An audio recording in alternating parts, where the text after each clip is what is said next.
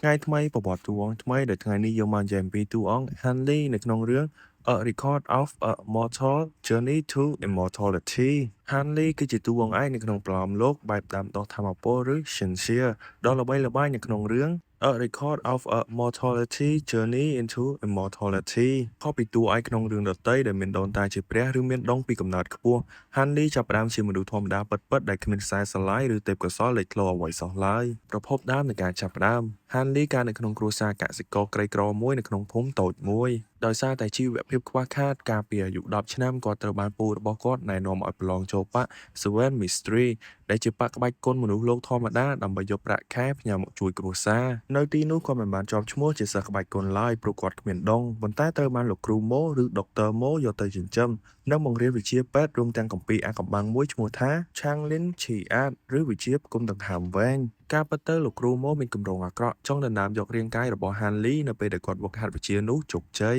ប៉ុន្តែជាចុងក្រោយ Hanley ដែលមានប្រាជ្ញាឆ្លាតវៃបានដឹងខ្លួនមុននឹងអាចយកឈ្នះលោកគ្រូម៉ូបានថែមទាំងបានទទួលសៀវភៅណែនាំពីពិធីដាំដុះថាមពលឬ Cultivator ទៀតផងវត្ថុស័ក្តិសិទ្ធិផ្លាស់ប្ដូរវាសនាដ៏ពណ៌បៃតងតូចឬ Mystery Green Bottle របបកំហើញដ៏ធំបំផុតនៅក្នុងជីវិតរបស់ Hanley គឺការរើបានដបជ័រពណ៌បៃតងតូចមួយដោយចៃដន្យនៅក្នុងព្រៃក្បែរបក្សដបវិតមន្តនោះមានសមត្ថភាពអាចស្រូបយកពន្លឺព្រះច័ន្ទនិងបង្កើតជាដំណក់ទឹកថ្នាំពិសេសដែលអាចពន្លឿនការលូតលាស់របស់ឱសថបុរាណពីមួយថ្ងៃឲ្យទៅជាប់រាប់ពាន់ឆ្នាំបានចំណុចរបបជីវិតដោយសារតែ Hanley មាន spiritual root ឬវិញ្ញាណកម្រិតទាបឬវិញ្ញាណមិនបរិសុទ្ធឬគល់ឈើ4ការដាំដុះរបស់គាត់យឺតណាស់ប៉ុន្តែដោយសារតែគាត់មានដបថ្នាំវីតាមីននេះគាត់អាចបង្កើតថ្នាំទិព្វឬភាលមកលេបជំនួសការហាត់ធម្មតារហូតគាត់អាចទម្លាយកម្រិតម្ដងមួយបានអត្តសញ្ញាណនិងអត្តចរិតឬ The Yellow Maple Valiant ក្រោយមក Hanley បានចូលរួមជាមួយបកដាំដុះពិតប្រាកដគឺ Yellow Maple Valley នៅក្នុងពិភពអ្នកដាំដុះដែលពោរពេញទៅដោយការក្បត់និងការដណ្ដើមប្រយោជន៍គ្នា Hanley បានបង្កើតចរិតពិសេសមួយដែលអ្នកគាំទ្ររឿងនេះស្គាល់ច្បាស់ម៉ត់ចត់និងប្រុងប្រយ័ត្នខ្ពស់ឬ Catches and Scheming គាត់មិនដែលទុកចិត្តអ្នកណាងាយឡើយរាល់ពេលដែលមានគ្រោះថ្នាក់គាត់តែងតែរៀបចំផ្លូវដកថយមុនជានិច្ចរហស្សនាម hand running ឬ hand រត់លឿនប្រសិនបើដឹងថាប្រយុទ្ធមិនឈ្នះឬសត្រូវមានកម្រិតខ្ពស់ជាង Hanlin នឹងរត់គេចខ្លួនភ្លាមៗដោយមិនស្ទាក់ស្ទើរគាត់មិនមែនជាតួអង្គអួតអាងយកមុខមាត់ទេគឺគាត់ផ្ដោតទៅលើការរស់រានមានជីវិតជាធំចិត្តដាច់តែមិនសាហាវឃោរឃៅគាត់នឹងសម្លាប់សត្រូវភ្លាមៗបើដឹងថាមានការគំរាមកំហែងប៉ុន្តែគាត់មិនសម្លាប់មនុស្សស្លូតត្រង់ដោយគ្មានហេតុផលនោះទេ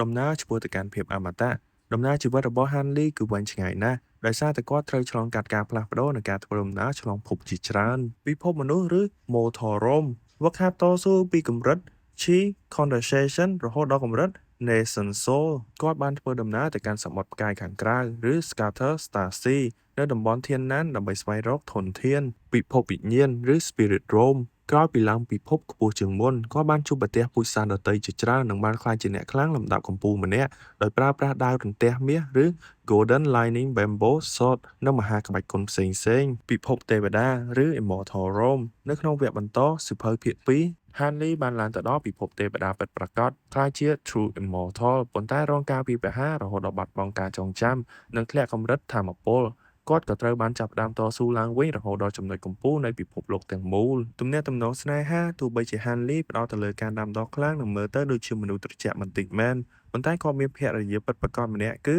នាងកនវ៉ាន់ពួកគេទាំងពីរបានជួបគ្នានៅក្នុងទឹកដីសម្ងាត់ឬ Forbidden Area កាលពីនៅកម្រិតទាបហើយបានឆ្លងកាត់ឧបសគ្គជាមួយគ្នារាប់ពាន់ឆ្នាំរហូតបានរៀបការនិងបានឡើងទៅពិភពទេវតាជាមួយគ្នាសាច់រឿងរបស់ Hanley មានភាគីចម្រុះខ្លាំងណាស់ដោយសារតែគាត់ប្រើពេលរាប់ពាន់ឆ្នាំទម្រាំអាចឡើងទៅដល់កំពូលអាវុធវិតមន្តនិងសត្វចិញ្ចឹមប្រចាំកាយក្រៅពីដបពណ៌បៃតងតូចឬ Mystery Green Bottle Hanley មានរតនសម្បត្តិនិងជំនួយការពិសេសជាច្រើននេះគឺជាចំណុចពិសេសរួមទាំងអាវុធវេទមន្តនិងមហាក្បាច់គុណល្បីៗរបស់គាត់ដែលធ្វើឲ្យតួអង្គនេះប្លែកពីគេឈុតដាវរន្ទះមាសឬ Bamboo Cloudworm Sword នេះជាអាវុធប្រចាំតកូលរបស់គាត់ប្រើប្រាស់ដាវឫស្សីទិព្វឬ Golden Lightning Bamboo មកធ្វើជាដាវហោះចំនួន72ដើមក្រោយមកកើនដល់108ដើមដាវទាំងនេះអាចបញ្ចេញរន្ទះពណ៌មាសឬ Divine Evil Expelling Lightning ដែលជាថាមពលរន្ទះដ៏ខ្លាំងក្លាបំផុតសម្រាប់កម្ចាត់ពួកមេធ្មប់វិញ្ញាណអាក្រក់និងពួកបិសាចសត្វចិញ្ចឹមលំពែងមាស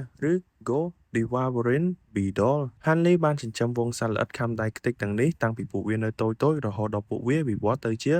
Go Devouring Beedle King ពួកវាមានស្បែករឹងមាំខ្លាំងមិនខ្លាចអាវុធវេទមន្តហើយអាចខាំស៊ីអ្វីៗគ្រប់យ៉ាងសូម្បីតែថាមពលវេទមន្តរបស់សត្រូវមហាក្បាច់គុណកម្ពូលរបស់ Hanley ដោយសារតែឫសវិញ្ញាណឬ spiritual root មិនសូវល្អ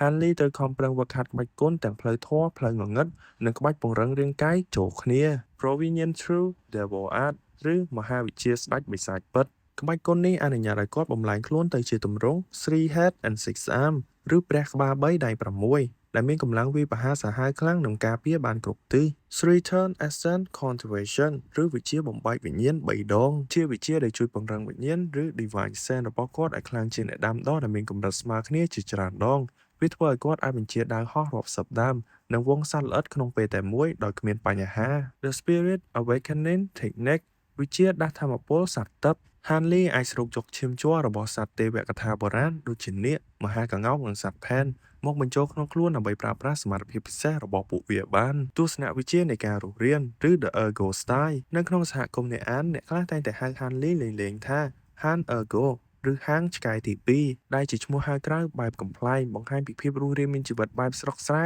និងមិនរើសអើងវិធីសាស្ត្រច្បាប់រស់រានរបស់ Hanley បើឈ្នះត្រូវតែសម្លាប់ឲ្យដាច់ឬកុំទុកឲ្យសត្រូវមានឱកាសសងសឹកបើចាញ់ឬដឹងតែខ្លួនខ្សោយជាងត្រូវរត់ឲ្យលឿនបំផុតហើយលាក់ខ្លួនវឹកហាត់100ឆ្នាំសិនចាំមកសងសឹកវិញក៏មិនយឺតពេលដែរដោយសារតែចរិតលក្ខណៈបែបតស៊ូពិតៗមិនពឹងផ្អែកលើសំណាងក្រៅពីដបពណ៌បៃតងនិងការប្រើប្រាស់ខួរក្បាលខ្ពស់បែបនេះហើយទើបធ្វើឲ្យរឿង A Record of a Mortal Journey to Immortality ក្លាយជាប្រឡោមលោកលំដាប់កំពូលឬ standard នៃរឿងដាំដុះថាមពលដែលរឿងចំនួនក្រោយៗតែងតែយកតម្រាប់តាមអ្នកទាំងអស់គ្នាជួយ Subscribe YouTube ម្នាក់មួយផងហើយនេះជាការស្កាប់ខ្លីៗរបស់តួអង្គ Hanley នៅក្នុងរឿង A Record of a Mortal Journey to Immortality ហើយយើងជួបគ្នានៅវីដេអូក្រោយ